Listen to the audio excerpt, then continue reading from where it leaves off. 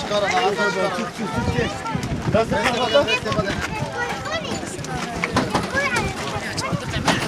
Diğer yollardan haberler mi? Abi 2 tanesi orada gitti bak. Başka adamı götürdün ya. Ha o da ambulansta. Müsaadenizle.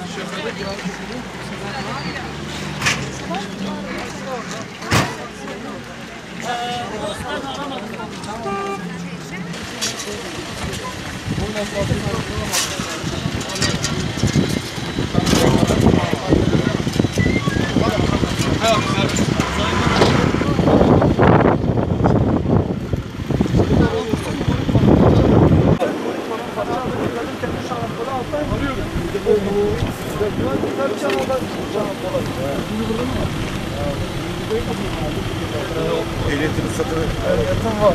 Alalım onları. Alalım. Tamam. Hastaneye mi? Tamam. Ehliyetini satın alalım.